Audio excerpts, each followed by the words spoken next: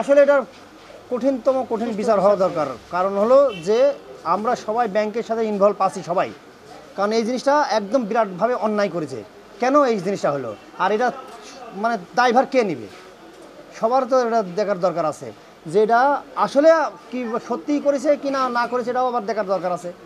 এটার জন্যে সকলার মতো করে বলার দরকার যে এটা অন্যায় হয়েছে। তাই করে আমরা সবাই ব্যবসায়িক আর কি, তো আমরা হচ্ছে ব্যাংকের কাছে আমরা নিরাপদ। এখন যদি ব্যাংকে এরকম আমানতের খেয়ানত করে আমরা কার কাছে যাব, আমরা কার কাছে নিরাপদ? আমাদের তো নিরাপত্তার প্রয়োজন আছে, নিরাপত্তার।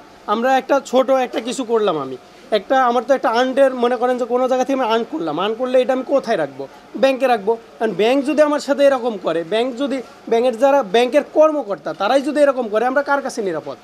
কার কাছে আমরা রাখবো টাকা?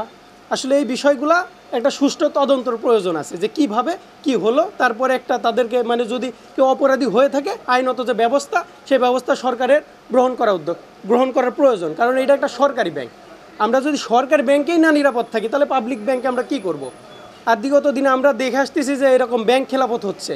সকালবেলা আপনার কাস্টমার আসছে, গ্রাহকরা আসছে, ব্যাংকে ভোল্টে ছিল না বিধায় হয়তো টাকাটা দেয়নি, কিন্তু ঘন্টা দুয়েক পরে আবার অন্য তোতে আপনার ফান্ড নিয়ে এসছে।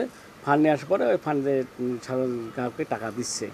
বর্তমানে রানিং চলছে বলে আমরা জানছি আর কি, দেখছি এটাই।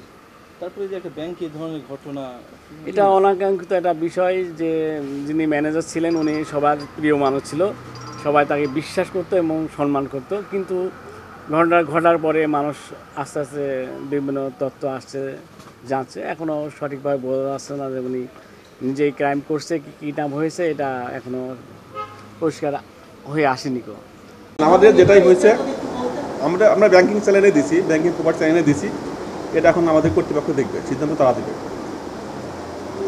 30 লক্ষ টাকা তাহলে বলতে পারবো না, কারণ এটা আমার তো পেপার ওয়েতে টাকা দিছি, আমাদের কাছে ডকুমেন্টস আছে, তা নিয়ে নিছে। আমরা এখানে কিছু করার নাই, না এটা আমাদের দেওয়ার ইখতিয়ার নাই, এটা আমাদের এমডি নিষেধ আছে। না আমরা শুনতে পারবো না, আমাদের বড় বড় সাররা ইস্যুতে আছে, ইস্যুতে কর্পোরেটার আছে, ওর সাথে কথা বলেন। প্রপার সিস্টেমে আমি টাকাটাকে দিয়ে দিছি। আমার দায়িত্ব আমার গেট পর্যন্ত, গেট পরে আমার দায়িত্ব নাই।